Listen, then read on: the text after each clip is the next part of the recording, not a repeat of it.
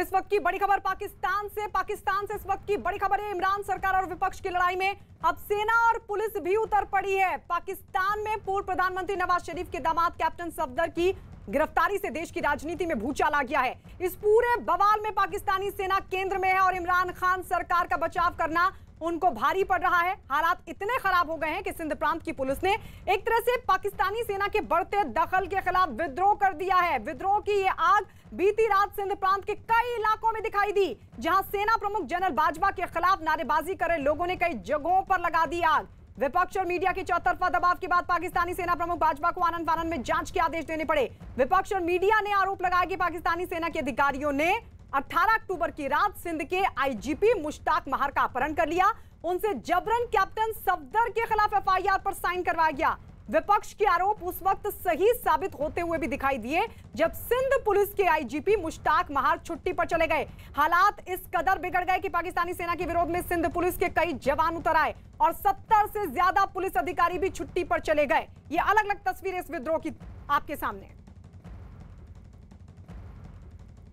और इस पर चर्चा के लिए हमारे साथ पाकिस्तान से वरिष्ठ पत्रकार इफ्तिखार शिराजी जुड़ गए हैं और हमारे सहयोगी संदीप बोल दिल्ली से हमारे साथ हैं। संदीप, अब और क्या जानकारी मिल पा रही है, क्योंकि जिस तरीके से विद्रोह सड़कों पर पाकिस्तान की आवाम की तरफ से देखने को मिल रहा है, आशंका यह भी है कि बढ़ भी सकता है।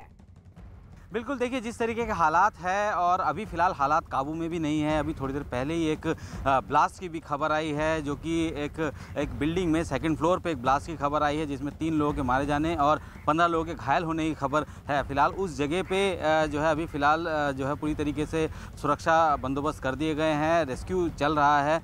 हालात जो है बहुत ज़्यादा बेहतर नहीं है इस वक्त, क्योंकि रात से ही जो है सिंध की सड़कों पर जो है जिस तरीके का बवाल कोहराम मचा हुआ है, उससे लगता नहीं है कि बहुत जल्दी ये शांत होने वाला है। क्योंकि वहाँ पे जिस तरीके की नारेबाजी चल रही थी वो सीधे तौर पर जो है पाकिस्तान की सेना प्रमुख जनरल बाजवा के खिलाफ चल रही थी। तो यार कह सकते हैं, और सरकार की तरफ से भी खुलेआम तौर पर जो बहुत ज़्यादा कंक्रीट जो स्टेटमेंट है अभी तक नहीं आया है। तो सीधे तौर पर ये देखा जा रहा है कि सिविल एडमिनिस्ट्रेशन और जो सेना है वो आपस में आमने सामने है और हो सकता है कि ये और भी बढ़े। हालांकि पूरे इलाके को जो है हाई अलर्ट घोषित कर दिया गया है और कोशिश की जा रही है कि भीड़ जुटने ना दी जाए।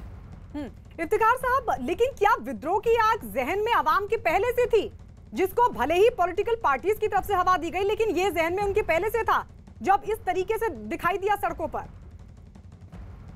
नहीं, देखिए मेरे ख्याल में पिछले 2 साल में इमरान खान की हुकूमत से जो अवाम को तवक्कुआत थी एक चेंज के स्लोगन के साथ आए थे, वो तवक्कुआत तो पूरी होने के बजाय हालात और ज़्यादा ख़राब हो गए। इस मुल्क के अंदर महंगाई की सूरत हाल कहीं अनप्रेसिडेंटेड है।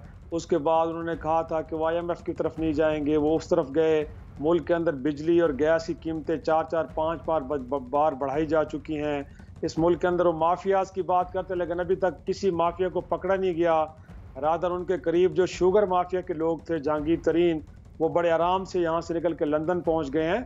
तो जाहिर सी बात है कि जो एक ट्रस्ट लेवल था इस गवर्नमेंट के हवाले से आवाम में, वो बुरी तरह शटर हो चुका है। विश्वास टूट रहा है, लेकिन अब आगे क्या होगा, क्योंकि सरकार की तरफ से भी किसी तरह का कोई स्टेटमेंट अभी तक सामने नहीं आया। संदीप बता रहे हैं हमको। इफ्तिखार साहब आएंगे आपके पास। इस बीच एक बहुत बड़ी खबर मिल रही है। बड़ी खबर है कि पाकिस्तान के कराची में बीती रात पाकिस्तानी सेना और सिंध पुलिस के बीच भारी गोलीबारी हुई है। बताया जा रहा है कि पाकिस्तानी सेना ने सिंध पुलिस अधीक्षक आफ्ताब अनवर को हिरासत में लेने की कोशिश की थी, जिसके बाद वहां के पुलिसकर्मी भड़क उठे और उन्होंने सेना का विरोध कर दिया। पुलिस के विरोध से भड़की सेना ने भी गोलीबारी कर दी, जिसका पुलिस के जवानों ने भी जवाब दिया और हालात पहले से और ज्यादा बिगड़ गए। इस दौरान गुस्साई भीड़ ने वहां सेना प्रमुख जनरल बाजवा के रिश्तेदारों के एक शॉपिंग मॉल में आग लगा दी और वहां पर जमकर की लूटपाट भी। इस दौरान हुई झड़प में 2 लोगों की मौत हो गई। पाकिस्तानी सेना ने भी कराची के सभी पुलिस स्टेशंस को अपने कब्जे में ले लिया है और मीडिया पर भी पाबंदी लगा दी गई है। तो ये हालात, पुलिस के साथ लगातार आमने सामने पुलिस और सेना, तो वहीं सबके बीच अब मीडिया पर भी पाबंदी लगाए जाने की खबर। संदीप, क्या आपको जानकारी मिल पा रही है? ये तो लगातार हालात बिगड़ रहे हैं, एक तरफ पुलिस और सेना आमने सामने, गोलीबारी तक की खबर, मीडिया पर भी पाबंदी। बिल्कुल, देखिए जब इस तरीके के हालात होते हैं तो सबसे पहले जो है मीडिया को जो है गैग किया जाता है, यानी कि मीडिया इस तरीके की घटना ना दिखाए, ना चलाए, जिसकी वजह से जो इस वक्त आग फैली हुई है सिंध में वो बाकी पाकिस्तान के इलाकों में ना फैल जाए। ख़ास बात यह है कि पाकिस्तान के लोग जो है खासा नाराज़ है। नया पाकिस्तान का नारा देकर जब इमरान खान को सत्ता पर बिठाया गया था उस वक्त से जो है उम्मीद थी कि पाकिस्तान को कि कुछ बेहतर होगा, लेकिन ऐसा कुछ नहीं हुआ है। लगातार जो है वहाँ की इकॉनमी गिर रही है और अब फाइनेंशियल कैपिटल कहे जाने वाले कराची को जो है वहाँ पे इस तरीके की स्थितियाँ होती है तो आप समझ सकते हैं कि वहाँ हालात कितने ज़्यादा बद से बदतर है। अगर हम लोग सेना की बात करें, सेना और पुलिस अगर आमने सामने, तो जाहिर सी बात है कि ये एक दिन में नहीं हुआ होगा, लंबे समय से जो है दोनों के बीच में ज़रूर खींचतान कहीं ना कहीं हो रही होगी। मरियम नवाज़ की जो इतनी बड़ी रैली हुई और उस रैली से पहले एक लेटर जो है सामने आता है जनरल बाजवा का, और ये कह के कि सेना जो है सुरक्षा प्रदान करे उन सब इलाकों में। जाहिर सी बात है कि अगर एक कोई सिविल डेमोन्स्ट्रेशन हो रहा है सरकार के खिलाफ और उस वक्त जो है हालात इंटेलिजेंस रिपोर्ट जरूर ये साफ कर देते हैं कि ठीक है संदीप आ रहे हैं आपके पास, क्योंकि इस बीच एक बहुत बड़ी खबर मिली है। इस बीच सिंध प्रांत के गवर्नर इमरान इस्माइल इस्लामाबाद के लिए रवाना हो गए हैं, जहां उनकी पीएम इमरान खान और सेना प्रमुख जनरल बाजवा से ताजा हालात पर होगी बातचीत। बीती रात सेना ने सिंध प्रांत के गवर्नर इमरान इस्माइल की आवास को भी घेर लिया था। तो ये बहुत बड़ी जानकारी इस वक्त मिल रही है कि गवर्नर इमरान इस्माइल की आवास को घेर लिया था। ये बड़ी खबर इस वक्त की। पाकिस्तान के कराची से इस्लामाबाद में पीएम इमरान खान और सेना प्रमुख जनरल बाजवा से ताजा हालात पर बात होगी। गवर्नर रवाना हो चुके हैं। इफ्तिखार साहब लगातार हमारे साथ पाकिस्तान से ही बने हुए हैं। इफ्तिखार साहब, आपके पास कोई जानकारी, क्योंकि ये कहा जा रहा है कि अब जो गवर्नर है वो बातचीत के लिए रवाना हो चुके हैं। जी, ये कल से ही प्राइम मिनिस्टर, क्योंकि कल प्राइम मिनिस्टर लाहौर में थे और कल ही कह दिया गया था गवर्नर सिंध को कि वो इस्लामाबाद पहुंचे और कराची की सूरत हाल, सिंध की सूरत हाल के हवाले से डिस्कशन करनी है। यकीनी तौर पे क्योंकि गवर्नर एक तरह से फेडरेशन का नुमाइंदा होता है, प्राइम मिनिस्टर का वो वहाँ पे एक रिप्रेजेंटेटिव है, तो यकीनी तौर पे वहाँ से उनसे इनपुट लिया जाएगा।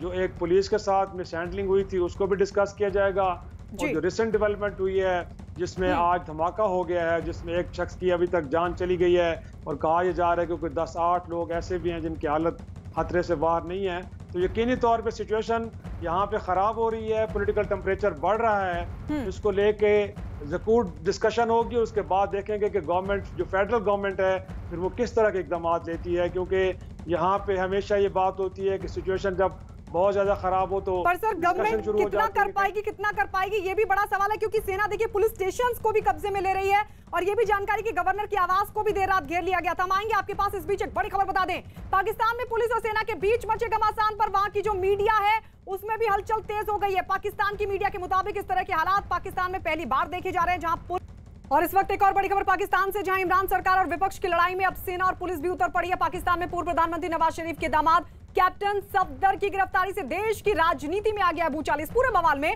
पाकिस्तानी सेना केंद्र में है और इमरान खान सरकार का बचाव करना उसको भारी पड़ रहा है। हालात इतने खराब हो गए कि सिंध प्रांत की जो पुलिस है उसने एक तरह से पाकिस्तानी सेना के बढ़ते दखल के खिलाफ विद्रोह कर दिया है। विद्रोह की आग बीती रात सिंध प्रांत के कई इलाकों में दिखाई दी, जहां सेना प्रमुख जनरल बाजवा के खिलाफ नारेबाजी कर रहे लोगों ने कई जगहों पर आग लगा दी। विपक्ष और मीडिया के चौतरफा दबाव के बाद पाकिस्तानी सेना प्रमुख बाजवा को आनन फानन में जांच के आदेश देने पड़े। विपक्ष और मीडिया ने आरोप लगाया कि पाकिस्तानी सेना के अधिकारियों ने 18 अक्टूबर की रात सिंध के आईजीपी मुश्ताक महार का अपहरण कर लिया और उनसे जबरन कैप्टन सफदर के खिलाफ एफआईआर पर साइन करवाया गया। विपक्ष के आरोप उस वक्त सही साबित होते हुए दिखे जब सिंध पुलिस के आईजीपी मुश्ताक महार छुट्टी पर चले गए। हालात इस कदर बिगड़ गए कि पाकिस्तानी सेना के विरोध में सिंध पुलिस के कई जवान उतर आए और 70 से ज्यादा पुलिस अधिकारी भी छुट्टी पर चले गए। पाकिस्तान से वरिष्ठ पत्रकार इफ्तिखार शिराजी हमारे साथ हैं और दिल्ली से संदीप बोल भी हमारे साथ लगातार बने हुए हैं। इफ्तिखार साहब, आप ही के पास मैं आना चाहूंगी, क्योंकि जिस तरीके से आप देखिए पुलिस स्टेशंस को कहा जा रहा है कि सेना ने घेर लिया है, आईजी का अपहरण किया जाता है, पुलिस अधिकारियों पर हाथ डाल रही है सेना, तो वहीं ये भी खबर कि गवर्नर की आवास को भी घेरने की कोशिश, उस पर इमरान खान क्यों खामोश? खामोश नहीं होंगे। मेरा ख्याल में सिचुएशन के ऊपर ज्यादा खामोशी तो मामलात को और ज्यादा खराब कर देगी। तो जाहिर सी बात है कोई ना कोई वफाकी हुकूमत को स्टेप लेना पड़ेगा।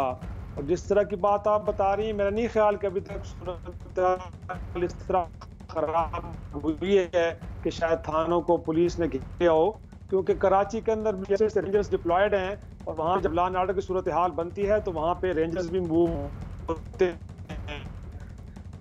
मेरा ख्याल है उस तरह की कोई एक मूवमेंट हुई में रेगिस्तान को दे जा इस कदर खराब नहीं हो कि हम कहें कि दो फोर्सेस एक दूसरे के आमने सामने आ चुकी हैं और हालत खराब है। लेकिन हम ये जरूर कह सकते हैं कि पिछले काफी दिनों से वफाकी हुकूमत जो भी डेवलपमेंट हो रही है उससे या तो लाताल्लुक है या उसके ऊपर पॉलिटिकल पॉइंट स्कोरिंग कर रही है, जिससे पॉलिटिकल टेम्परेचर और ज्यादा बढ़ रहा है और हालात खराबी की तरफ जा रहे हैं। तो मैं समझता हूँ कि इस वक्त जिस तरह राज जनरल बाजवा ने एक इनिशिएटिव लिया है, होना तो यही चाहिए था कि ये पॉलिटिकल गवर्नमेंट को ये इनिशिएटिव लेना चाहिए था। प्राइम मिनिस्टर ऑफ पाकिस्तान को चाहिए था कि वो देखते कि आईजी सिंध के साथ क्या हुआ है, किसने उनको अगवा किया है और किस तरह का FIR कटवा के तो कैप्टन सफदर को गिरफ्तार किया गया है। तो अगर इस तरह की इनिशिएटिव फेडरल गवर्नमेंट नहीं लेगी तो इनके खिलाफ मतलब इसमें भी सेना ही इनिशिएटिव ले रही है, मतलब इसमें भी सेना का ही दखल है। इफ्तिखार साहब आएंगे आपके पास। इस बीच ये भी बता दें कि पाकिस्तान पर फाइनेंशियल एक्शन टास्क फोर्स यानी कि FATF की ब्लैक लिस्ट में जाने का खतरा भी बढ़ता जा रहा है, क्योंकि टेरर फंडिंग का पर नजर रखने वाली जो अंतर्राष्ट्रीय संस्था है FATF की आज से बैठक शुरू होने वाली है और ये बैठक 3 दिनों तक चलेगी। बैठक के दौरान टेरर फंडिंग मामले में पाकिस्तान की कार्रवाई का आकलन होगा। हालांकि इस मामले में पाकिस्तान को राहत मिलने के आसार कमी है। सूत्रों के मुताबिक FATF की 6 अहम शर्तें पाकिस्तान ने पूरी नहीं की। इतना ही नहीं, जानकारी के मुताबिक पाकिस्तान ने 7,600 आतंकियों की सूची से 4,000 आतंकियों के नाम हटा दिए। कहा यह भी जा रहा है कि आतंक के खिलाफ कड़े कदम नहीं उठाए जाने से FATF पाकिस्तान से खफा है और यही वजह है कि पाकिस्तान के लिए इस बात पर भी FATF की ग्रे लिस्ट से बाहर निकलने के आसार बेहद कम हैं। यानी मुश्किलें पाकिस्तान की और बढ़ सकती हैं। हम संदीप बोल की तरफ रुख कर लेते हैं। दिल्ली से हमारे सहयोगी लगातार बने हुए हैं। कितनी मुश्किलें इस बार, क्योंकि कई बार तो राहत मिल चुकी है FATF की तरफ से, लेकिन इस बार जिस तरीके के कदम पाकिस्तान की तरफ से उठाया गया, 7,000 से ज्यादा आतंकियों में से 4,000 को हटा दिया गया है, कई शर्तों को पूरा नहीं किया। कितनी मुश्किलें बढ़ सकती है इस बार पाकिस्तान की, संदीप? देखिए, मुश्किलें तो अभी भी बनी हुई है क्योंकि ग्रे लिस्ट में है पाकिस्तान और ऐसे में अगर ग्रे से उसको ब्लैक लिस्ट में भेज दिया जाता है तो जाहिर सी बात है कि जो एक डेवलपमेंट के लिए पाकिस्तान सारी दुनिया में अलग अलग बैंक के पास जाता है कि वो उनको जो है फंडिंग करे, वो फंड बंद हो जाएगा, फंडिंग बंद हो जाएगी, दूसरे देश जो है इन्वेस्टमेंट करना बंद कर देंगे। तो अभी जो हालात बने हुए हैं ग्राउंड में, सिचुएशन जो है अगर इकोनॉमी की बात करें तो पाकिस्तान की बहुत ज़्यादा ख़राब है और ऐसे में अगर वो ग्रे लिस्ट से ब्लैक लिस्ट में चला जाता है तो जाहिर सी बात है वो सारे दरवाजे बंद हो जाएंगे। उसके बाद जो सूरत हाल इस वक्त बनी हुई है वो जो है और ज़्यादा इरप्ट कर सकते हैं। आप यकीन मानिए कि इस तरह इस वक्त स्थिति बहुत ज़्यादा नाजुक है। इससे पहले भी जो है पाकिस्तान को 27 पॉइंट चार्टर जो है वो दिए गए थे FATF की तरफ से और कहा गया था कि इनका पालन किया जाए। ये सिर्फ और सिर्फ वो पॉइंट्स थे जिसमें कि आप जो टेररिस्ट ऑर्गेनाइजेशन को फंडिंग करते हैं या उसके ऊपर क्या कार्रवाई करते हैं। तो हर बार जो है जब से ग्रे लिस्ट में है पाकिस्तान तब से उसको बार बार मौका दिया जा रहा है, लेकिन मौका देने के बावजूद जो है पाकिस्तान उन सब चीज़ों को फुलफिल नहीं कर पा रहा है और ये वजह है कि एक बार फिर से उसके ऊपर तलवार लटक रही है ब्लैकलिस्ट होने की। और अगर देखें, अगर चीन उसकी मदद नहीं करता या बाकी जो उसके 2 मित्र देश है वो उसकी मदद नहीं करते हैं तो जाहिर सी बात है कि इस बार वो ब्लैकलिस्ट में जा सकता है। लेकिन अभी भी उसकी स्थिति बहुत ज़्यादा अच्छी नहीं। ग्रे लिस्ट में रहने का मतलब ये नहीं होता है कि जो है बाकी देशों से या बैंक, यानी बाहर से भी मुश्किलें बढ़ती हुई दिख रही हैं, बाहर से भी मुश्किलें बढ़ रही हैं और घर में तो बढ़ ही रही हैं मुश्किलें पाकिस्तान में। इस सब के बीच ये भी बता दें कि लंदन में रह रहे पाकिस्तान के पूर्व PM नवाज शरीफ ने अपने दामाद की गिरफ्तारी का विरोध किया और सेना प्रमुख बाजवा और PM इमरान खान पर बदला लेने का आरोप लगाया। नवाज शरीफ ने सिंध पुलिस को गैरतमंद बताते हुए उनके अधिकारियों की तारीफ भी की। आइए सुनवाते आपको क्या कहा नवाज शरीफ ने।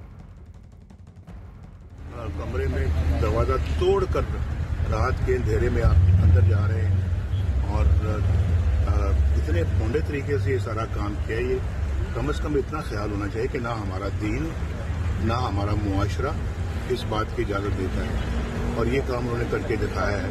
मेरा ख्याल है कि अब आज के बाद शायद आपको कोई शक व शुबा नहीं रह गया होगा कि वाकई पाकिस्तान के अंदर किस तरह स्टेट अबव स्टेट है। इस बीच नवाज शरीफ की बेटी मरियम नवाज शरीफ ने मामले में अपनी राय जाहिर करते हुए ट्विटर पर सिंध पुलिस को सलाम करते हुए लिखा कि उन्हें किसी के भी दबाव में नहीं आना चाहिए और जनता के सेवक के तौर पर बिना डरे और ईमानदारी से अपनी ड्यूटी करनी चाहिए। मरियम नवाज ने ट्वीट किया है और ट्वीट कर उन्होंने ये तमाम बातें कही हैं। सिंध पुलिस के समर्थन में मरियम नवाज, जो कि नवाज शरीफ की बेटी है, उन्होंने बाकायदा एक ट्वीट किया और ट्वीट पर उन्होंने लिखा क्या, मरियम नवाज ने ट्विटर पर लिखा, मैं सिंध पुलिस को सलाम करती हूं। अगर आप पाकिस्तान को ऊंचा और महान बनाना चाहते हैं तो आपको कतई पीड़ित नहीं बनना चाहिए और किसी के भी दबाव में नहीं आना चाहिए, बल्कि अपनी ड्यूटी को और निडर होकर और ईमानदारी से करना चाहिए। पाकिस्तान में बगावत के जो मौजूदा हालात बने हैं उनकी शुरुआत इमरान खान के खिलाफ एकजुट विपक्ष के आंदोलन से हुई थी। 3 दिन पहले पाकिस्तान के पंजाब और सिंध में विपक्ष की रैलियों में जुटी भीड़ ने इमरान सरकार और उनके कथित आका सेनाध्यक्ष जनरल बाजवा के होश उड़ा दिए।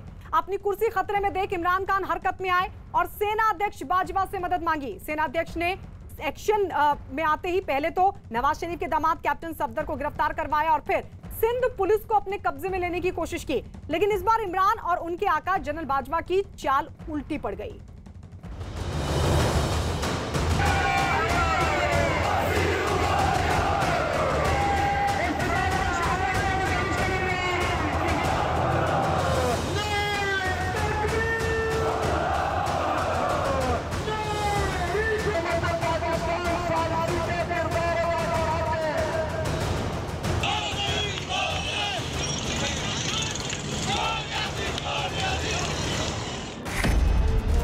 इमरान के खिलाफ बगावत की आग।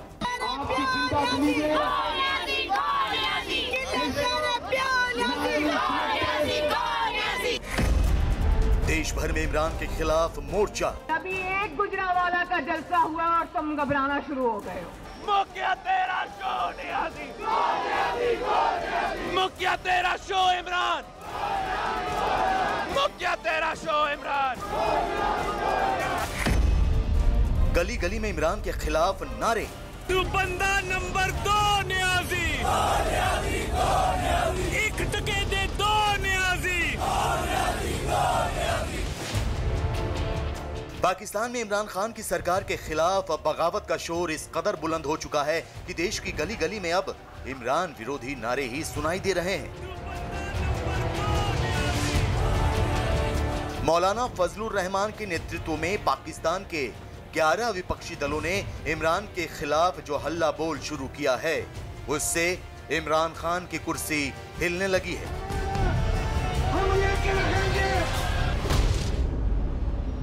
कितने प्रोग्राम बंद करा दोगे, कितनी स्पीचेस पे पाबंदी लगा दोगे। इमरान विरोधी मोर्चे में शामिल नवाज शरीफ की पार्टी PMLN और बिलावल भुट्टो की PPP ने इमरान सरकार की ऐसी घेराबंदी कर दी है जिससे इमरान के सभी रास्ते बंद हो गए हैं। वो आपसे मुखातिब नहीं होता, वो हमसे मुखातिब होता है और अवाम तो और या वो उनसे मुखातिब होता है जो उसको लेकर आए हैं। अवाम से वो मुखातिब नहीं होता। मैं ना इमरान खान का नाम लेना पसंद करती हूं, ना उस जाली इंसान को मैं वजीर आजम मानती हूं, ना मैंने उसकी जाली हुकूमत को कभी तस्लीम किया है। पाकिस्तान में इमरान सरकार के खिलाफ विपक्षी दलों ने जो चक्रव्यूह रचा है उसका नेतृत्व भले ही मौलाना फजलुर रहमान कर रहे हों, लेकिन इमरान का सिरदर्द अगर सबसे ज्यादा किसी ने बढ़ाया है तो वो है नवाज शरीफ की बेटी मरियम नवाज ने। मरियम के वार से इमरान इस कदर बौखला उठे हैं कि अब उन्होंने ताकत और रुतबे का इस्तेमाल शुरू कर दिया है। इमरान के इशारे पर अब मरियम और उनके परिवार के खिलाफ दमन की कार्रवाई शुरू कर दी गई है। इमरान की पुलिस ने कराची के एक होटल में मरियम के खिलाफ कार्रवाई की। मरियम का आरोप है कि पुलिस होटल में उनके कमरे में दरवाजा तोड़कर दाखिल हो गई और पुलिस ने जिस वक्त ये हरकत अंजाम दी उस वक्त मरियम सो रही थी। पुलिस ने बिना कारण बताए मरियम नवाज के पति कैप्टन सफदर को गिरफ्तार कर लिया। मरियम का आरोप है कि होटल के कमरे का दरवाजा तोड़कर पुलिस के आधा दर्जन जवानों ने उनके पति कैप्टन सफदर को घेर लिया। इसके बाद पुलिस घेरा बनाकर उन्हें होटल के कमरे के बाहर ले गई। होटल से बाहर आने के बाद सफदर ने भी इमरान सरकार के खिलाफ नारेबाजी करनी शुरू कर दी। हालांकि पुलिस उन्हें गिरफ्तार करके होटल से लेकर चली गई। विपक्षी दलों के खिलाफ इमरान का दमनकारी अभियान उस दिन से ही शुरू हो गया है जब विपक्ष के 11 दलों के मोर्चे ने मौलाना फजलुर रहमान के नेतृत्व में इमरान के खिलाफ देश भर में रैलियों का दौर शुरू किया, जिसकी शुरुआत पंजाब के गुजरांवाला से हुई। गुजरांवाला के बाद विपक्षी दलों का कारवां कराची पहुंचा। विपक्ष की इस बढ़ती ताकत ने इमरान को इस कदर डरा दिया कि उन्होंने कराची में विपक्ष के नेताओं और उनके परिवार वालों के खिलाफ कार्रवाई करनी शुरू कर दी। लेकिन इसके बावजूद इमरान के खिलाफ शुरू हुआ अभियान जोर पकड़ता जा रहा है। कराची में हुई रैली में मरियम नवाज ने इमरान पर ऐसा हमला बोला कि इमरान को नानी याद आ गई। वो जो दो बच्चों ने तकरीरें की थी उनके ऊपर मैं बात नहीं करना चाहता। वो एक उनमें से नानी होगी है, लेकिन मेरे लिए बच्चे ही हैं वो। ये जो खवातीन यहाँ बैठी हुई हैं, मुझे कहा कि ये बच्ची है लेकिन नानी है, तो मैं अल्लाह ताला का बहुत शुक्र अदा करती हूँ कि मैं सिर्फ एक बच्ची नहीं 2 बच्चों की नानी हूँ माशाल्लाह। दरअसल ये मरियम का इमरान पर पलटवार है। गुजरांवाला में विपक्षी दलों की रैली से घबराए इमरान ने सबसे पहले विपक्ष के नेताओं पर निजी हमले शुरू किए। इमरान ने मरियम के परिवार को निशाना बनाया, जिसके जवाब में कराची की रैली में मरियम ने इमरान को धो डाला। वो जो लंदन में आज बैठ के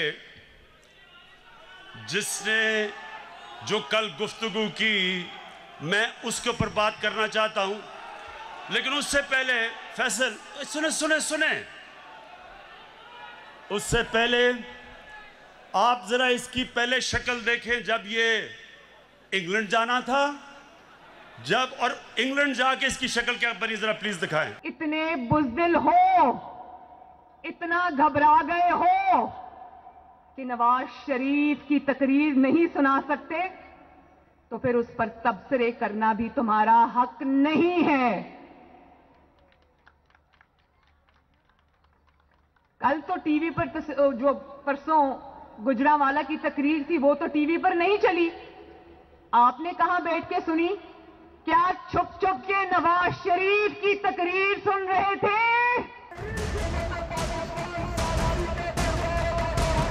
इमरान ने मरियम के पिता यानी नवाज शरीफ और उनके परिवार को निशाना बनाया था। इसके जवाब में मरियम ने सिर्फ इमरान को ही निशाना नहीं बनाया, बल्कि इमरान के आका यानी पाकिस्तान सेना के प्रमुख कमर जावेद बाजवा को भी निशाने पर ले लिया। इंसान जब तक जिंदगी में स्ट्रगल नहीं करता, वो लीडर तो बन ही नहीं सकता। उन 2 बच्चों ने आज तक जिंदगी में 1 घंटा हलाल का काम नहीं किया।